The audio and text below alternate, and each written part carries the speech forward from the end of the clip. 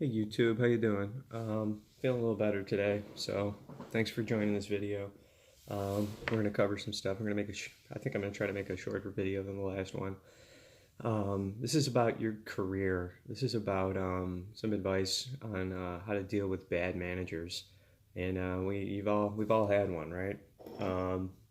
I've benefited from having a terrible manager for 5 years and a great manager for two. And I can tell you a few of the things that differentiate great management versus bad management.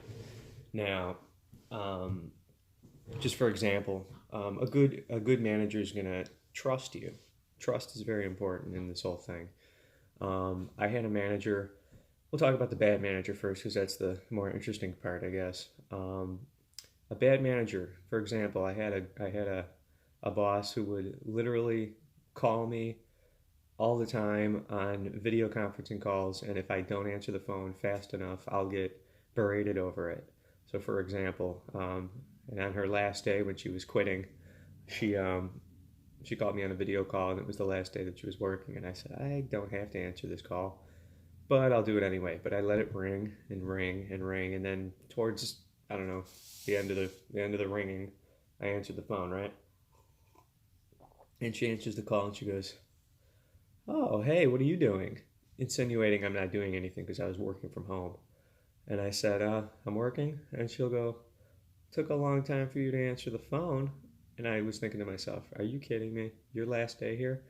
And since it was her last day and I was getting a new boss anyway, I used that opportunity to let her know that we do not need her, and we will persevere, because she made it sound like her presence was indispensable to the success of the team, and it really wasn't. And when we got a new boss, this guy was great. He would trust me with everything.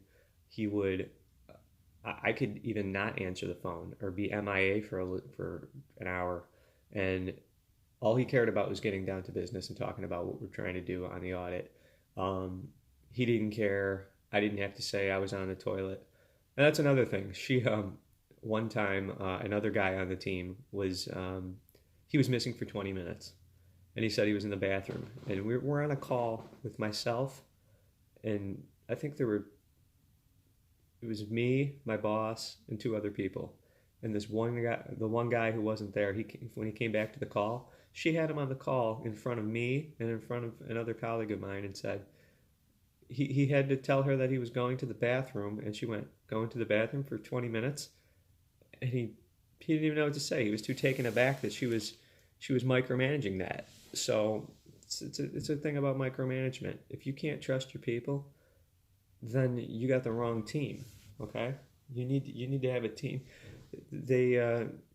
Management 101, right? So, and this boss of mine, I don't think she studied this very much, because it'll tell you right here. You need to surround yourself with good people that are better at the job than you. But she was of the opinion that she was the best. Everything she did was the right thing, and when she made her mind up, there was no changing it. So the team wouldn't. It didn't matter what the team thought. It just mattered that she was set in her ways and had her own way of doing things and thinking how something should be done, and that's the only way to do it. Not the way to manage guys. And just a little story about her is she's a woman in her around the age of 50, and so towards the end of her career. And she was always looking to get promoted, but she would then say things to me like, somebody would get tapped to go be the head of audit for professional practices, for example, which is the auditors of the auditors. And she'd say, "Oh, Karen got that job, but they came and approached me first, and I didn't want it." And she would tell me that, just so I know, just to put me on notice that she could have that, promotion, but she declined it because it's not exactly what she wants to do. Bullshit. Okay, don't. This was a toxic boss, toxic work relationship, and the funny thing is you could be the nicest person in off the clock, and a good friend. But when it comes down to managing and work, you might be awful at it. And she was, and now she's unemployed. Um, so it just goes to show what would happen is she would be given a team, given a bunch of people to manage with varying backgrounds and skills and ages, male, female, um, you know, 50 years old. I was 30 years old when I met her, 29 I was.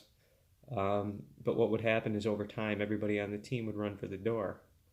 She would lose the teams. So she would be given a team and then she would tear it down.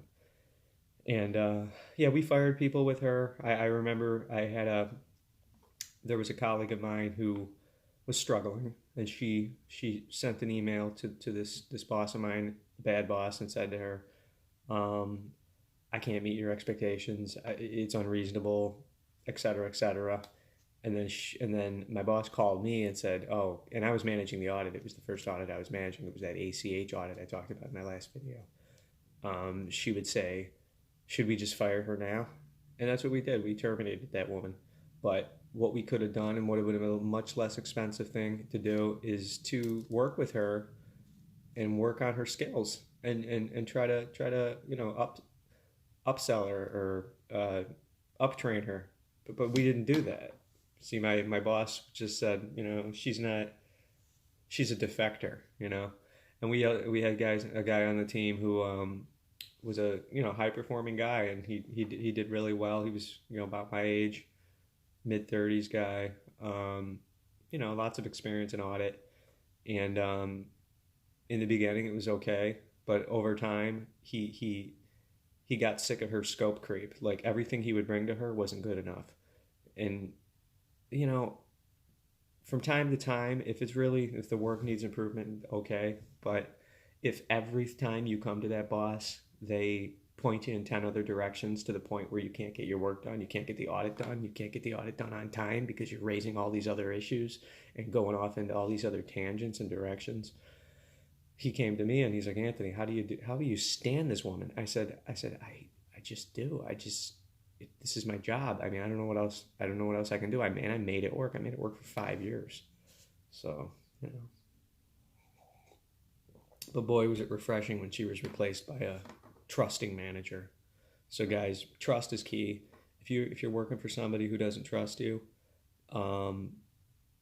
it might be worthwhile to stop and say, "Hey, I got this. Do you trust me with this work?" And there were good times, don't get me wrong. She gave me top performance reviews all the time, but one interesting thing about performance is in 2014, I was traveling all over the world. I was in India, I was in Mexico City, I was in London, I was in Brazil. And when I was on those travels, I wasn't working for my direct manager at that time. She was still my manager. She'd do my performance reviews. I would touch base with her every week or every so often.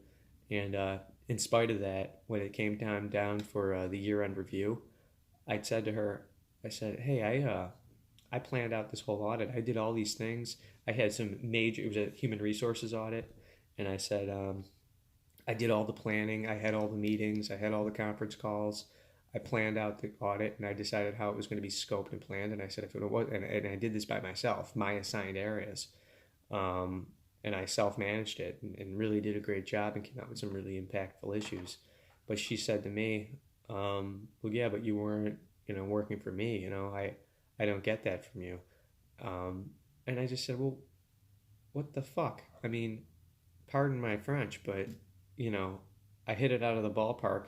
And the problem is that this company is, they would do a little one-page performance review of how you did on the audit. And that was hit or miss too, by the way. Some audits they did it, some audits they didn't. It was at the discretion of the audit managers. The senior audit manager is usually who ran the audit. But I said to her, this is when I was trying to get make my case for a promotion from manager to senior manager. I said, everybody I'm working with is doing the same thing as me, and they're senior audit managers. I'm an audit manager. Why can't I get promoted? And she goes, "Oh, you think you're ready for that promotion? I don't think so." And her argument to me was that those senior audit managers who are doing the same work as me are being underutilized rather than me being overutilized. So how you can't win. I said, I can't win with you. And I'm wearing Dolce and Gabbana. So, but it all worked out well in the end. So yeah, guys, if you got a toxic boss, get it. You got to take action. Don't deal with it for 5 years like I did. It's too stressful and nerve wracking, and it's an impediment to your career. Because once she did end up promoting me, but it was almost like because I was meeting with the Fed and the OCC, and I was doing all these important meetings, and it kind of just naturally happened. And hell, if I was still at the bank, I might be promoted to senior manager by now. Um, but that's water under the bridge. It's over with. So my next job, and you get the best kind of promotions and pay raises when you change positions anyway, change companies and change it up. So I had a good 7 year run, and now it's time to explore other avenues. And my network is so vast. If you go on LinkedIn, it's Anthony R. Frasica, Fraccica. You can see on there that I'm connected with thousands of people who are, some of them are CEOs, and very high level people, global career band 1 and 0 at this place that I worked at, which is which means these are the people that make $1 million a year. And I'm linked in with them, so I could always tap them on the shoulder and say, hey, you remember me? Of course they'll remember me. I was the auditor. I was the lone wolf, that was trying to fend off all these people from the business in these conference calls, and they don't forget me. So build your network on LinkedIn, and just look out for those toxic bosses, guys. So if you like this video, please subscribe. I only have 8 subscribers, but I'm being positive. I'm going to make more videos and more content, because the last video I made about this kind of stuff really took off. So I think on the next video, we're going to probably do these videos. We might even do them daily to start with, but the next video, I guess we'll call the series Here in My Office. We'll talk about more career advancement advice, and give you a little more background about what happened to me. It's just, I have so many stories from my 12-year audit career. I can bore you to death, but hopefully you guys like this, because I see that the watch time is pretty good and the analytics look great. So guys, my Instagram hashtag is #AnthonyRon82, and you can see the link up at the top to my Instagram. There's about 42,000 followers on there. So we're trying to drive traffic from Instagram to me, but enough about me. But if you did like this video, please just drop a like, and I would really appreciate if you drop a comment and ask me some questions. Okay, guys? So thanks. Have a good day.